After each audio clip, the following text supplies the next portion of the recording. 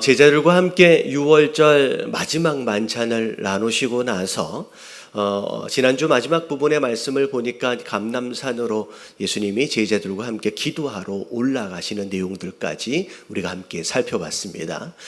중간에 올라가는 과정들 가운데서 예수님과 제자들과의 대화의 내용이 지난주의 말씀의 내용이라고 한다면, 자, 오늘 말씀은 이제 감람산에 올라가셔서 예수님께서 기도하시는 이제 모습을 소상하게 좀 설명을 하고 있는 내용이죠. 이제 올라가실 때는 12명의 제자들과 함께 올라가시지만 특별히 중간에서 3명의 제자를 따로 구별하셔서 가까운 곳까지 함께 데리고 가서 함께 기도하기를 좀 원하셨습니다. 자, 근데 예수님은 오늘 보니까 어떻게 기도를 하셨냐면 정말로 간절히 기도하세요. 자, 얼굴이 땅에 닿을 때까지. 심지어 다른 복음서를 보니까 땀이 흘러내리는데 이 땀의 모습이 마치 땅에 떨어지는 피처럼 보일 정도로 그렇게 정말로 기도하는, 이제 간절히 기도하고 있는 기도하시는 모습을 우리가 볼 수 있죠. 근데 반면 오늘 말씀을 보니까 예수님은 그렇게 기도하고 계시는데 함께 구별되어져서 가까운 곳까지 따라 올라왔던 3명의 제자들은 뭐하고 있었어요? 졸고 있었어요. 자고 있었어요. 예수님이 1시간쯤 기도하시다가 왔는데 자고 있어서 시험에 들지 않게 깨어 기도하라. 마음은 원이로되 육신이 약하다라고 권면의 말씀을 해주셨음에도 불구하고 잠깐 깨어있는 듯 하다가 또 예수님 기도하러 가시니까 또 자고 있고, 이게 어떻게 보면 3번이나 반복되어지는 상황들이 오늘 말씀에 나오죠. 특별히 예수님이 오늘 또 이제 따로 기도하실 때 내용도 굉장히 중요합니다. 하나님, 이 잔이 지나갔으면 좋겠습니다. 근데 내 원대로 마시고 하나님 아버지의 원대로 하옵소서라고 이제 기도하시다가 이제 결국은 3번이나 왔다 갔다 기도하시는 가운데 예수님이 하나님의 뜻을 분별합니다. 그래서 마지막 부분에 보니까 이제 인자가 어떻게 보면 사명을 감당해야 될 때가 왔다라고 말씀하시면서 이제 다음 주의 말씀은 뭐가 되냐면 이제 가룟 유다와 함께 예수님을 잡으러 온 사람들을 이제 만나게 되죠. 그래서 예수님이 당당하게 사명을 감당하시기로 결단하시는 모습이 바로 오늘 말씀의 내용이었습니다. 자, 오늘 말씀을 통하여 이제 예수님의 기도하시는 모습, 또 제자들의 기도하는 모습을 보면서 성도 되어진 우리가 어떻게 기도 생활을 해야 하는지, 그리고 왜 우리가 그렇게 기도를 해야 하는지에 대한 이유를 우리가 둘로 함께 나눠서 함께 말씀을 나누고 이제 은혜를 나누고자 합니다. 자, 첫 번째 내용은 예수님의 기도 생활이에요. 예수님이 어떻게 기도하셨는지를 3가지로 좀 함께 살펴볼게요. 자, 1번 같이 한번 읽어보도록 하겠습니다. 다 같이 시작. 평소에 습관을 따라 기도하셨다. 예수님의 기도 생활에 대하여 상징적인 표현이 뭐가 있냐면 무엇을 따라요? 습관을 따라 기도하셨다라는 표현이 예수님의 기도 생활 전체를 반영하는 상징적인 표현일 겁니다. 오늘 본문 말씀 마태복음의 이 상황이 사실 누가복음에도 동일하게 나오는데, 자, 누가복음 22장 39절을 보면 다 같이 한번 읽어볼게요. 다 같이 시작. 습관을 따라 감람산에 가시매 제자들도 따라갔더라. 다시 말하면 예루살렘에서 감람산에 저녁에 기도하러 가시는 게 갑자기 오늘따라 왜 여길 가실까? 그게 아니라 평소에 습관적으로 습관 따라 그렇게 기도하러 가셨다라고 그렇게 얘기가 되어지는 거죠. 그리고 실제로 가룟 유다가 식사를 하다가 중간에 나가버렸잖아요. 근데 가룟 유다가 그 밤에 예수님이 어디 계실지를 어떻게 알고 병사들을 데리고 왔을까? 그것도 이거예요. 항상 예수님은 예루살렘에 올라가시면 저녁 때 어디 계세요? 감람산에 기도하러 계시는지를 제자들도 알고, 그리고 가룟 유다도 알고 있었습니다. 그래서 그 장소를 알고 이제 찾아오게 되는 거죠. 예수님의 기도 생활은 갑자기 어떤 위기를 만났을 때만이 아니라 평소에, 그리고 심지어 습관을 따라 그렇게 기도하셨다는 거죠. 근데 우리가 여기서 우리가 짚고 넘어가야 할 단어가 이제 습관이라고 하는 단어예요. 여러분 이 습관이 어떤 뜻일까? 뭐 여러 가지 이제 정의들이 좀 있지만 나름대로 이렇게 좀 정의를 제가 해봤습니다. 습관이 뭐냐면 어떤 특정한 생각이나 말이나 행동이 반복되어지는 것으로 인하여서 점점 뭐해지기 시작하는 거예요. 이것이 익숙해지기 시작하고 그리고 능숙해지기 시작하는 거예요. 여러분 이게 습관입니다. 그래서 이 습관이라고 하는 건 갑자기 만들어지는 게 아니라 평소에 꾸준히 반복되어지는 과정을 통하여 오랜 시간의 반복을 통하여 만들어지는 것이라는 거죠. 바로 예수님도 마찬가지예요. 기도하실 때 갑자기 내일 뭐 해야 되는데 라고 하는 그런 어떤 위기감에 의하여 갑자기 하신 게 아니라 평소에 쭉 해오셨다라는 거예요. 그래서 옆에 계신 분들에게 이렇게 인사 좀 한번 해주세요. 기도는 평소에 하는 거랍니다. 갑자기 뭔 일을 확 만나가지고 그때 기도하려고 하지 마시고 여러분 기도는 평소에 해야 돼요. 여러분 왜 평소에 하는 것이 중요하냐면요. 여러분 평소에 기도하지 않아 본 사람은요. 정말로 기도가 필요한 딱 그 중요한 순간에 여러분 기도하지 못해요. 왜 이런 일이 벌어지냐면 그 남자분들은 이제 군대 다녀오신 분들 죄송합니다. 군대 이야기를 하는 걸 별로 안 좋아하는데 듣기 별로 안 좋아하시잖아요. 근데 저는 이제 군대를 전투 경찰로 이제 군복무를 했습니다. 그런데 이제 데모 진압하는 게 이제 저희의 이제 주요 업무였는데 이제 일반적인 군인들은 전쟁이 그냥 자주 일어나는 게 아니잖아요. 군 생활하는 동안 전쟁 한 번도 안 일어나거든요. 근데 전투 경찰은 수시로 전쟁이 일어나요. 그러니까 일단은 8.15 광복절이 되면 이제 무조건 전남대 쪽으로 내려가야 됩니다. 데모막으로. 그러니까 실제로 1년에 최소한 3-4번 정도는 실제적으로 전쟁을 하러 내려가는 거예요. 근데 신병일 때는 훈련을 받을 때 방패를 들고 봉을 들고 하는 맨날 똑같은 반복되는 동작이에요. 다 할 줄 아는데 이걸 왜 이렇게 반복을 해야 되지? 땡볕에 훈련을 받으면서 굉장히 힘들어했어요. 근데 신병으로 들어가고 나서 얼마 안 있다가 실제로 데모 진압을 하러 전남대 앞으로 딱 갔는데 와 진짜로 데모를 하러 나온 대학생들이 한 10,000명 정도가 모인 거예요. 그리고 이제 경찰들은 한 3,000명 정도밖에 안 됩니다. 사실은 10,000명을 막으려면 30,000명이 있어야 된대요. 근데 여러분 10,000명이면 어떻게 되냐면 딱 서 있으면요. 이 앞에 있는 사람들만 보이고 저 뒤에 있는 사람들까지는 안 보여요.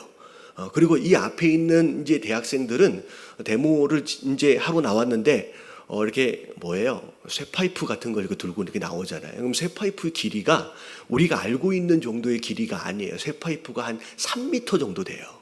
그러니까 들고 오는 게 아니라 끌고 옵니다. 그래가지고 이제 아침에 이렇게 설명을 자세히 드려도 되는지 모르겠는데 일단은 그냥 새겨 들으세요. 그냥 지나가면 여러분 이 쇠파이프를 이렇게 때리는 게 아니라 앞에 건장한 유도부 무슨 치름부 이제 학생들이 앞에 서서 이 쇠파이프를 끌고 달려와서 휘두르는 거예요. 그러면 방패를 들고 있으면 맞는 순간 위에가 착착 떨어져 나가 버립니다. 근데 처음 그걸 보는 거예요.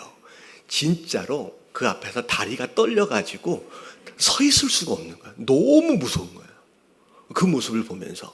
근데 훈련되어진 다른 중대 앞에서 보니까 와 그걸 정말로 당당하게 막아내더라는 거예요. 그 10,000명을 불과 몇백 명의 경찰들이 막아내더라는 거예요. 전진을 하면서. 저는 그걸 보면서 왜 평소에 땡볕에 똑같은 동작을 매일같이 그렇게 반복했느냐.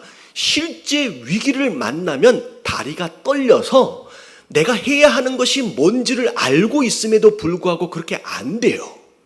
여러분 기도도 마찬가지예요. 여러분 위기를 만났을 때 여러분 기도해야 되는 줄 다 압니다. 근데 다 알고 있음에도 불구하고 평소에 반복적으로 훈련되어지지 않으면 기도의 자리를 나올 수가 없는 거예요. 당황하고 긴장해가지고.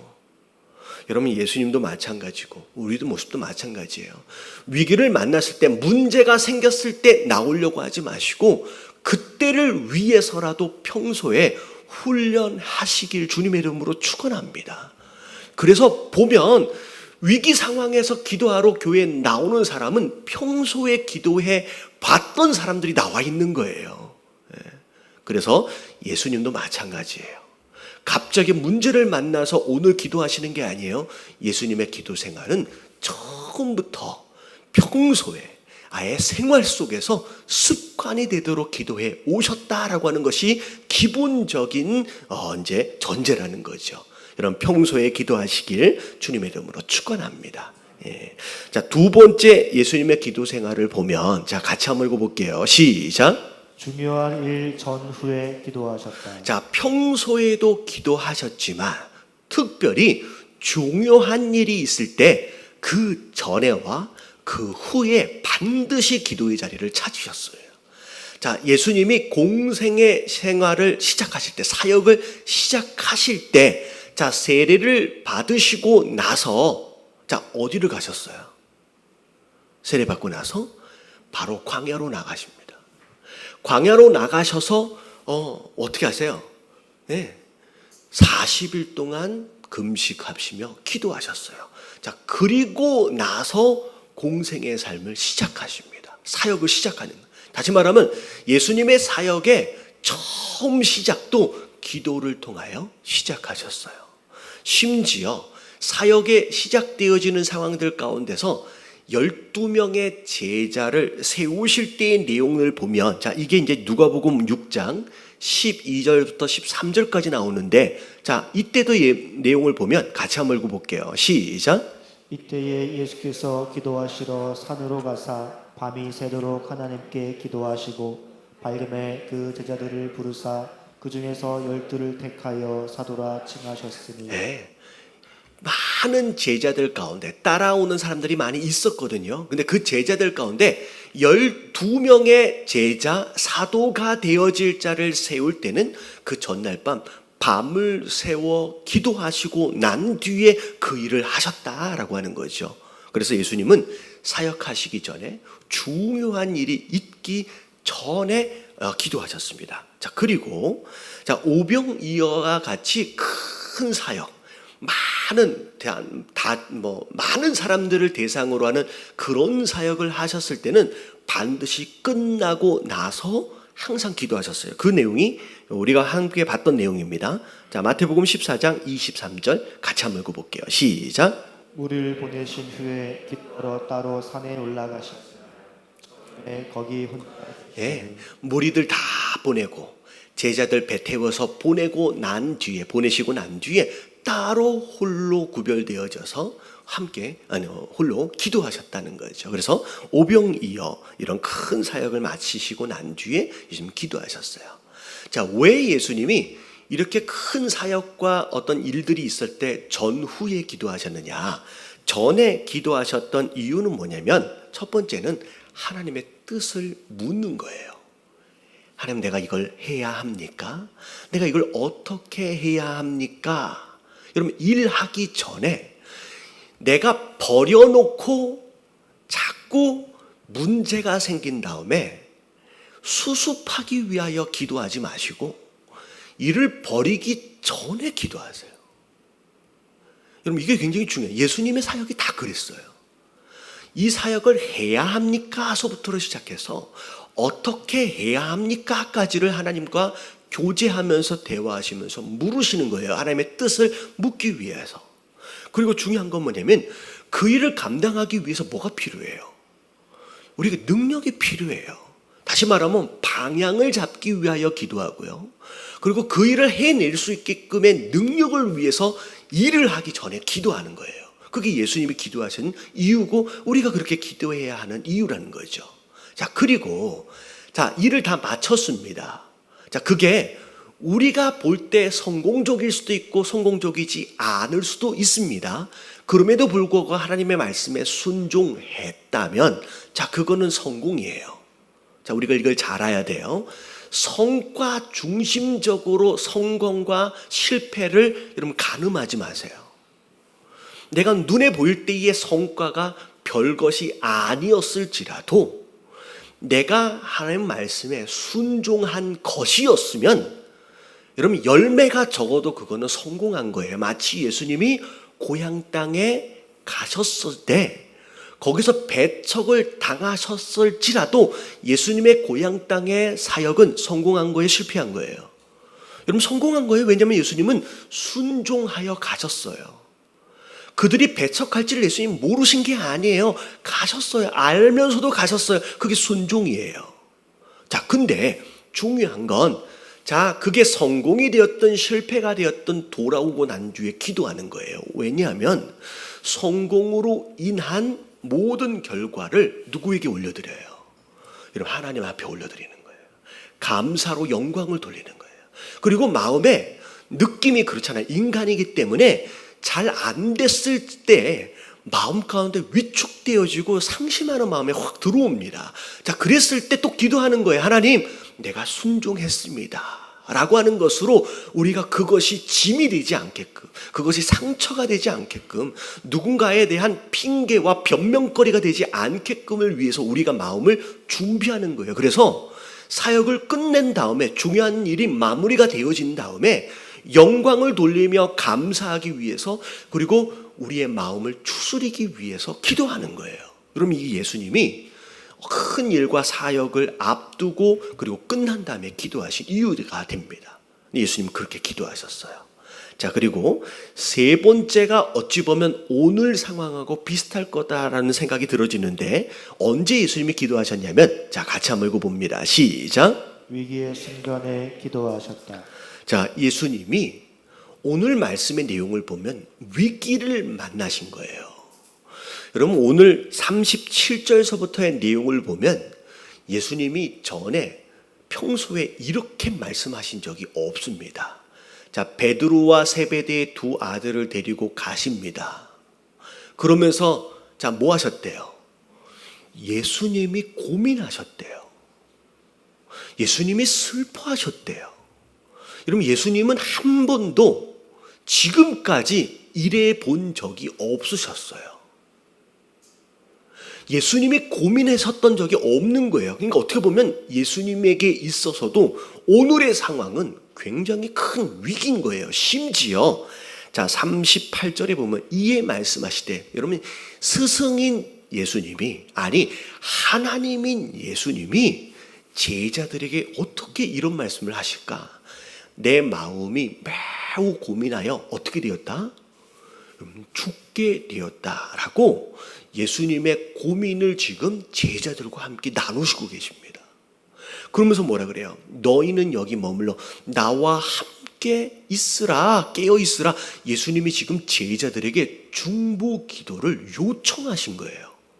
다시 말하면 예수님에게 있어서 평소에 함께 하셨던 그런 큰 사역과는 전혀 다른 굉장히 큰 위기 앞에서의 모습을 우리가 보고 있는 거예요. 근데 자, 이 상황에서 예수님은 뭐 하셨어요? 기도하시고 심지어 제자들에게까지 기도 요청을 하셨어요. 자, 그랬더니 그렇게 기도하셨던 예수님은 자, 결국은 앞으로 당당하게 그 사명을 감당해 내시잖아요. 근데 졸고 있었던 제자들은 어떻게 돼요? 그럼 결국은 다 흩어지고 도망가는 상황들이 벌어진다는 거예요. 자, 오늘 예수님이 이 위기의 상황에서 기도의 자리를 찾으시고 정말로 간절히 기도하시는 이 모습을 통하여 우리가 알아야 될 게 뭐냐면, 정말로 우리가 위기다라고 느껴지는 순간 여러분 기도의 자리를 찾으십시오. 여러분 이 말을 여러분 들으셔야 돼요. 이게 왜 그러냐면, 이상하게 위기를 만나면 제일 하기 싫은 게 뭐예요? 여러분 기도예요. 분명히 말씀드렸습니다. 여러분 병이 났어요. 병이 났어요. 그러면 이 병을 빨리 치유를 받으려면 뭘 잘 먹어야 돼요? 여러분, 밥을 잘 먹어야 돼요. 약도 먹어야지만 밥을 먹어서 기운을 차려야 되는데, 병이 나면 제일 하기 싫은 게 뭐예요? 여러분, 밥 먹는 게 제일 싫어요. 식욕이 확 떨어져요. 그럼 신앙도 마찬가지예요. 영적으로 위기를 확 직면하게 되면요, 제일 하기 싫은 게 기도가 돼요. 제일 필요한 게 기도인데, 여러분, 오늘 이 말씀을 통하여서 내가 그냥 억지로라도 밥을 삼켜서 내가 살아야지라고 여러분 결단을 하면서 우리가 이제 그 의식을 차리는 것처럼, 여러분 신앙생활도 위기를 만날 때 진짜 하기 싫은 기도를 여러분 억지로라도 와서 기도하시게 되길 주님의 이름으로 축원합니다. 여러분, 이게 듣기는 쉽지만 여러분 실제로 직면하게 되면 여러분 그런 마음이 확 없어져요. 이게 굉장히 어려운 거예요. 자, 그리고 오늘 예수님이 보니까, 여러분 예수님은 하나님이시잖아요. 하나님의 아들이심에도 불구하고 누구에게 기도를 요청하세요? 여러분, 제자들에게까지 기도를 요청하십니다. 내가 고민이 되어서 내가 죽게 되었다라고까지 본인의 인간적인 모습을 드러내시면서 좀 기도해줘. 어찌 보면 이 기도의 요청은 이들을 위한 기도이기도 하지만 예수님 본인과 함께 기도하기를 요청하시는 거예요. 여러분, 정말로 어렵고 힘들 때 여러분 중보 기도 여러분 요청하십시오. 제가 이제 신앙생활 이제 목회를 하다 보면 여러분 그런 분들이 계세요.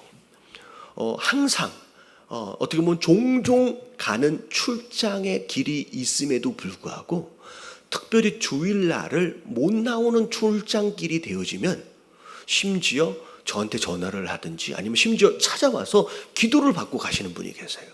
목사님, 이번 주일날은 제가 출장이 있어서 제가 예배 때 못 나와요. 목사님, 제가 만나 뵙기는 쉽지 않으니까 좀 전화로라도 기도해 주세요. 그러면요, 제가 바빠서 못 하겠는데요 라고 할까요? 저는요 정말로 고마워요. 정말로 이게 제대로 신앙생활을 하고 있는 거예요. 그래서 전화상으로라도 기도를 받고 갑니다. 심지어 본인이 잊어버리고 공항까지 나갔다가 목사님, 제가 비행기 타려고 그러는데 기도해 주세요. 심지어 취업을 하기 위해서 면접을 가기 전에, 심지어 청년들 같은 경우는 시험 보러 가기 전에 목사님, 제가 몇 시에 잠깐 들려도 될까요? 라고 얘기하고 여기까지 와가지고 기도를 받고 가는 청년이 있고요. 취업하기 위해서 그런 청년들이 있어요. 여러분, 예수님이 제자들에게까지 기도를 요청하세요. 정말 어렵고 힘든 일이 있을 때 내가 믿고 있는 누군가를 향하여 함께 기도를 요청하는 것은 여러분 굉장히 좋은 습관입니다. 여러분 주변에라든지 아니면 저에게라든지 여러분 언제든지 전화를 하든지 찾아오셔서 여러분 기도를 요청하십시오. 여러분 그렇게 하셔서 함께 기도로 그 위기와 어려움들을 이겨나가야 된다는 거예요. 그래서 자, 오늘 말씀을 내용을 쭉 보니까 예수님께서는 언제 기도하셨는지를 쭉 우리가 볼 수 있어요. 평소에 습관을 따라. 자, 그리고 큰 일과 중요한 일이 있을 때 전후에, 그리고 위기를 만날 때 예수님 기도하시고, 그리고 심지어 제자들에게까지 기도를 요청하시는 모습을 봅니다. 자, 근데 앞에 설명을 좀 드리긴 했지만 왜 이렇게까지 하면서 기도를 해야만 하느냐, 그 이유에 대해서 세 가지로 설명을 드리도록 하겠습니다. 네 가지인가요? 한번 같이 볼게요. 1번. 다 같이 시작. 하나님의 뜻을 분별하기 위해서.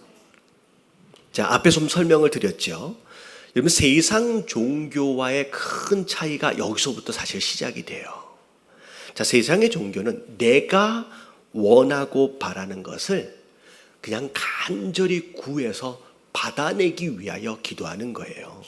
어떻게 보면 그런 내용이 있잖아요. 지성이면 감천이라고, 그냥 내가 원하는 그 무엇인가를 얻어내기 위해서 정성을 들이는 것이 일반적인 세상의 종교의 기도의 정의라고 생각한다면, 여러분 우리의 기도는 아예 방향 자체가 달라요. 지성도 중요합니다. 그리고 간절함도 중요해요. 오늘 예수님의 기도 간절하게 기도하시잖아요.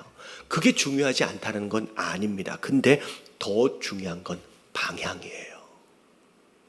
내 기도의 방향, 내 삶의 방향. 내가 어떻게 해야 되는지, 어디를 향하여 가야 하는지를 알기 위하여 그 하나님의 뜻을 분별하기 위한 기도가 사실 우선되어져야 합니다.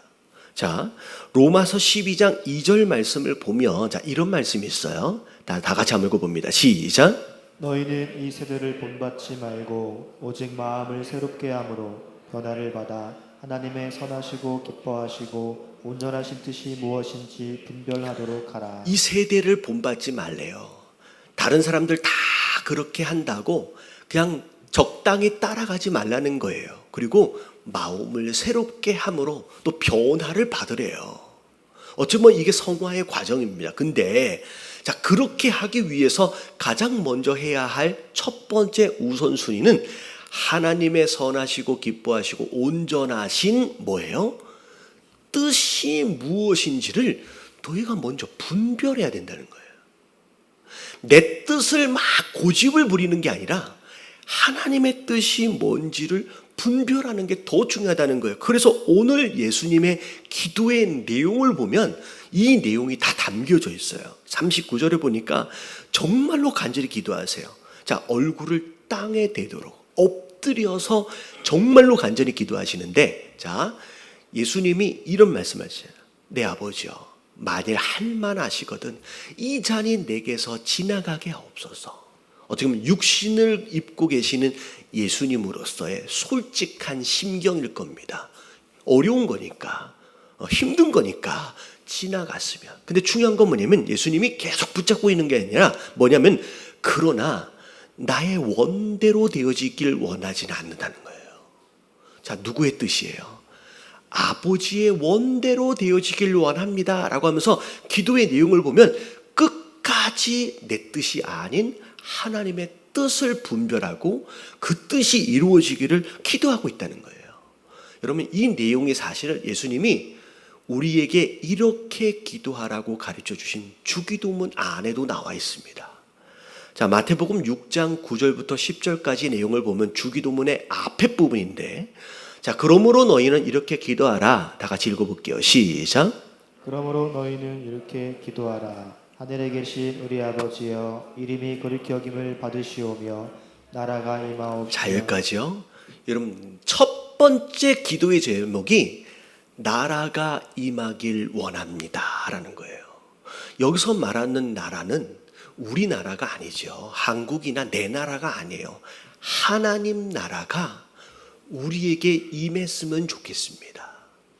여러분, 나라를 구성하기 위한 가장 기본적인 단어는 국민이 있고, 그 다음에 땅이 있고, 그 다음에 뭐가 있어야 돼요?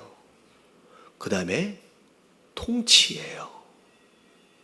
여러분, 이게 있어요. 주권이 있어야 돼요. 근데 이게 뭐냐면 나라가 임한다는 것은, 하나님의 나라는 하나님의 주권과 통치가 우리 안에 임하길 원합니다 라고 하는 게 첫 번째 기도 제목이에요. 그러면서 하나님 나라가 우리에게 임한다 라고 하는 것이 무엇인지 그 다음 기도의 내용에 설명을 하고 계세요. 뭐라고 나오냐면 뜻이 하늘에서 이루어진 것 같이. 여러분, 하나님 나라가 왜 하나님 나라예요? 여러분, 하나님 나라에서는 하나님의 통치와 주권이 완벽하게 이루어지고 있기 때문에 그것이 하나님 나라인 거예요. 그래서 하나님 나라, 그 하나님에서는 하나님의 뜻이 완벽하게 이루어지고 있는 것 같이, 자, 내가 밟고 있는 이 땅, 내 삶의 현장, 그 땅에서도 이루어지길 원합니다. 다시 말하면 하늘에서 하나님 뜻이 완벽하게 이루어져서 거기가 하나님 나라가 되고 있는 것처럼 내가 살고 있는 이 땅에서도 내 뜻이 아닌 하나님의 뜻이 이루어지기를 원합니다 라고 기도하는 거예요. 그러면 결국 내 삶 안에서 하나님의 뜻이 온전히 이루어진다라면 내 땅도 누구의 나라가 돼요? 여러분, 하나님 나라가 되는 거예요. 여러분, 우리의 가정과 우리의 삶의 현장이 천국 되어지길 원하신다라고 한다면 여러분, 이 기도가 바른 기도여야 돼요. 내가 원하는 게 이루어진다고 생각가 아니라 하나님의 뜻이 이루어지는 우리의 삶, 그래서 우리의 가정과 삶의 현장이 천국 되게 하여 주시옵소서. 여러분, 이게 예수님이 가르쳐 주신 기도의 첫 번째 기도 제목이라는 거예요. 여러분, 기도를 왜 해야 되느냐? 내가 원하고 바라는 것을 억지로 고집을 부려서 받아내고야만은 그런 목적에서가 아니라, 하나님, 정말 하나님 원하시는 삶이 어떤 삶이고 어떤 모습인지를 분별하여 깨닫고 그렇게 되기를 구하는 것, 여러분, 이게 기도해야 되는 첫 번째 이유인 줄로 믿습니다. 그래서 오늘 말씀 예수님을 보니까 여러분, 이 같은 내용을 가지고 44절에 3번이나 기도하십니다. 그리고 나서 예수님이 깨달으신 거예요. 아, 하나님이 원하시는 게, 아버지께서 원하시는 것이 이거구나라고 하는 걸 깨달아요. 그래서 3번째 같은 말씀으로 기도하신 후에 이에 제자들에게 오사 이르시되, 자, 이제는 자고 쉬라. 보라, 때가 가까웠으니 인자가 죄인의 손에 팔리느니라. 자, 팔려지는 이것이 하나님의 뜻인지를 분별하신 거예요. 그래서 그 하나님의 뜻에 순종하시기로 결단하시는 모습이 오늘 말씀 마무리였어요. 여러분, 하나님의 뜻을 분별하는 것이 기도의 첫 번째 목적이다라는 거, 여러분 깨달아지시길 주님의 이름으로 축원합니다. 자, 두 번째 기도해야 되는 이유가 뭐냐? 자, 같이 한번 읽어볼게요. 시작. 마음과 생각을 지키기 위해서. 자, 앞에 말씀을 드렸지만 위기의 순간을 만날수록 여러분 끝까지 지켜야 할 것이 있어요. 자, 뭘 지켜야 돼요? 우리의 마음과 생각을 지켜야 돼요. 자, 잠언 4장 23절에 보면, 자, 같이 한번 읽어봅니다. 자, 다 같이 시작. 모든 지킬 만한 것 중에 더욱 내 마음을 지키라. 생명의 근원이 이에서 남이니라. 모든 지킬 만한 것 중에 라고 시작하고 있어요. 다시 말하면 우리 삶에 지켜야만 하는 소중한 것들이 많이 있다라는 거예요. 그게 우리의 가정일 수도 있고 건강일 수도 있고 물질일 수도 있고 여러 가지 많지요. 근데 그 많은 소중한 것들 가운데 딱 하나를 끝까지 지켜야만 한다라고 한다면 이거 하나만은 끝까지 지키라는 거예요. 그게 뭐예요?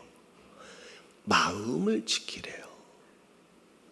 왜냐하면 그 마음이 뭐가 된대요? 여러분, 생명의 근원이 된대요. 여러분, 근원을 지키면 다시 일어날 수 있어요. 다시 말하면 이런 거예요. 나무가 있어요. 바람 불어서 이파리 다 떨어져 나갈 수 있어요. 심지어 큰 무엇인가가 와서 가지들이 다 부러질 수도 있어요. 근데 중요한 건 뭐냐면 근원되어지는 뿌리를 지키면 다음 해 봄에 새싹을 낼 수가 있는 거예요. 근데 그 근원되어지는 뿌리를 잃어버리면 어떻게 돼요? 여러분, 나무의 이파리를 다 지켰어도 뿌리를 잃어버리면 끝인 거예요. 여러분, 대표적인 예가 욥입니다. 여러분, 욥은 다 잃었어요. 마치 나무로 볼 때 이파리 잃고 심지어 가지 잃고 심지어 줄기까지 전부 다 잃어버린 것 같이 다 잃어버렸어도 욥이 끝까지 잃어버리지 않았던 것이 뭐냐면 마음이에요. 하나님 중심 그 마음을 끝까지 지키니까 결국은 전부 다 회복이 되어지는 거예요. 여러분, 다 잃어버려도 괜찮아요. 돈이 되었든 사람이 되었든 물질이 되었든 다 잃어버려도 괜찮아요. 뭐만큼은 지키세요? 마음만큼은 지켜야 돼요. 근데 여러분, 이 마음은 우리가 의지를 가진다고 이 마음이 지켜지는 게 아니에요. 이러면 이 마음과 생각을 지킬 수 있는 방법은 딱 하나예요. 자, 빌립보서 4장 6절부터 7절까지 같이 한번 읽어볼게요. 시작. 아무것도 염려하지 말고 다만 모든 일에 기도와 간구로 너희 구할 것을 감사함으로 하나님께 아뢰라. 그리하면 모든 지각에 뛰어난 하나님의 평강이 그리스도 예수 안에서 너희 마음과 생각을 지키시리라. 염려하지 말래요. 일단 자, 염려가 뭐냐면 우리 마음 가운데 우리 마음을 갉아먹는 존벌레예요.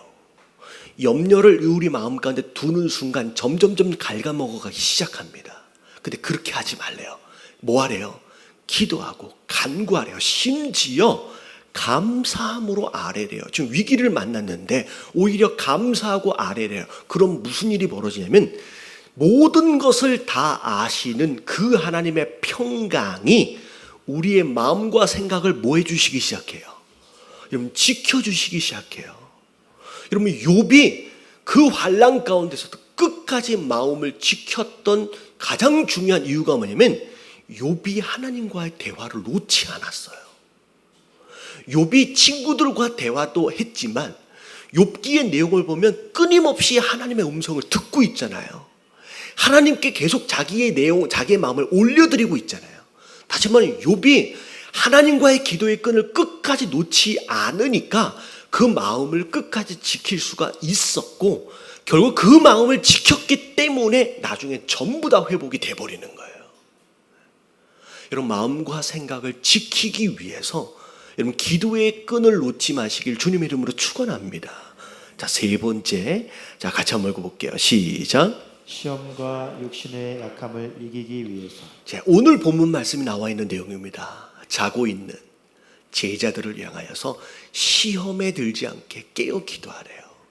마음에는 원이로되 육신이 약하도다.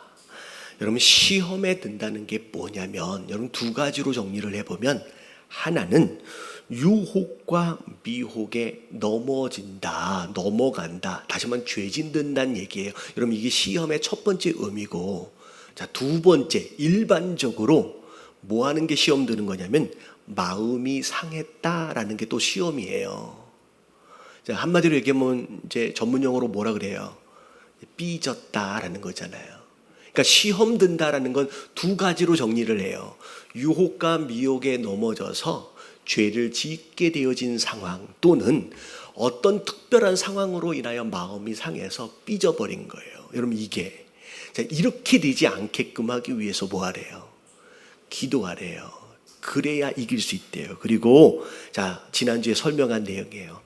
마음에는 원이로되. 이러면 죄 지으면 안 된다는 거 마음으로는 다 알아요. 여러분, 삐지면 유치한 거라는 거 마음으로는 다 알아요. 그래서 너 시험 들었지 하면 뭐라 그래요? 나 절대 시험 안 들었다고 얘기하잖아요. 여러분, 그게 유치한 거라는 거 다 알아요. 그럼에도 불구하고 죄 짓고 삐집니다. 뭐가 약해서?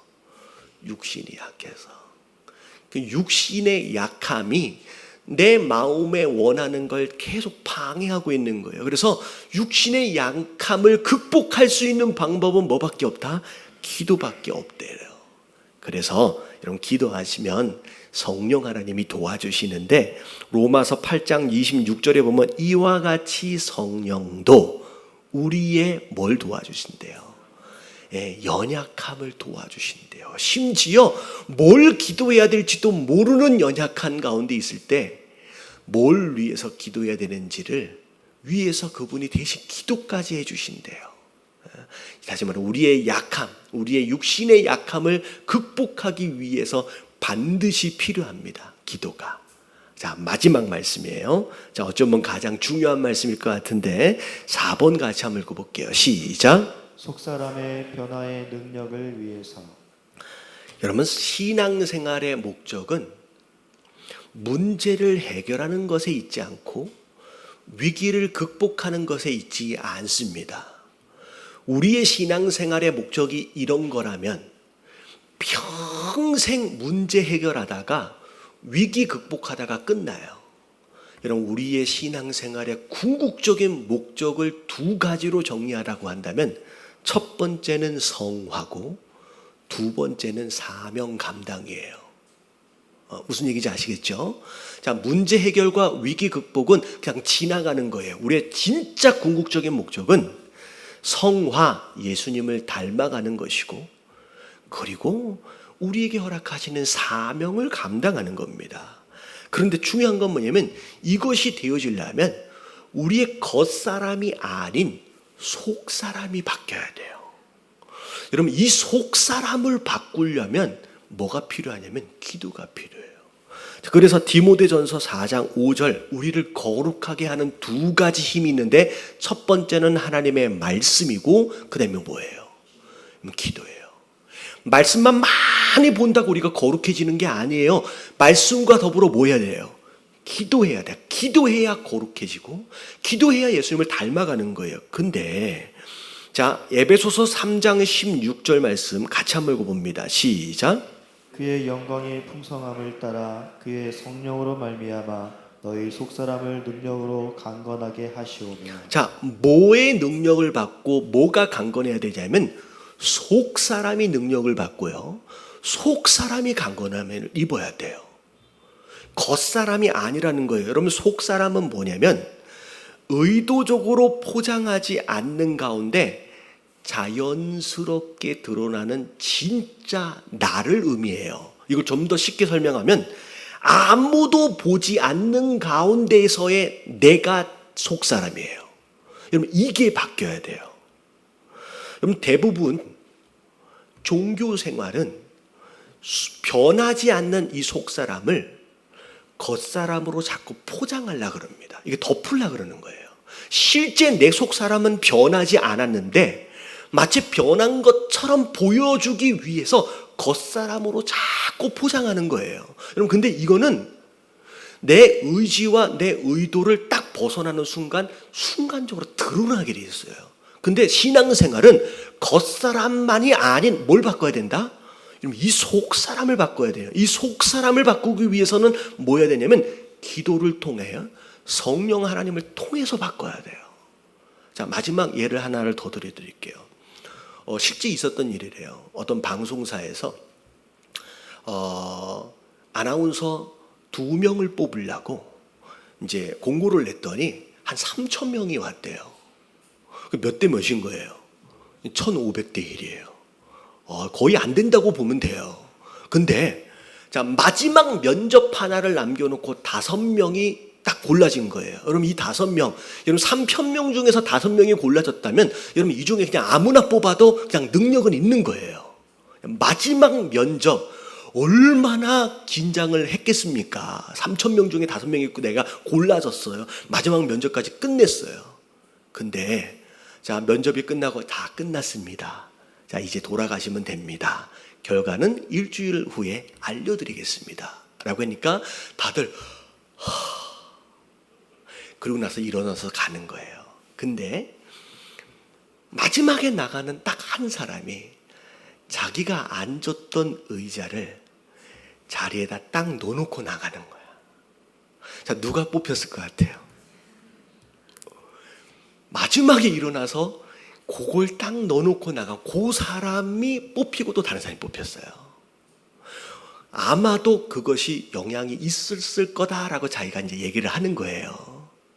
이게 뭐냐면 면접을 볼 때는 내가 좋은 것을 막 보여주기 위해서 열심히 애를 쓰잖아요. 아니면 내 의지와 이성을 가지고 나를 자꾸 포장하는 거예요. 근데 긴장을 딱 내려놓는 순간 뭐가 보이기 시작하는 거예요. 이제 끝났다라고 하는 순간 그동안 나를 포장하고 있던 이 겉모습이 딱 겉사람이 사라지고 숨겨진 속사람이 딱 드러나는 거예요. 근데 그 순간 면접관은 그걸 보는 거예요. 우리는 겉사람을 바꾸자고 신앙생활을 하는 게 아니에요.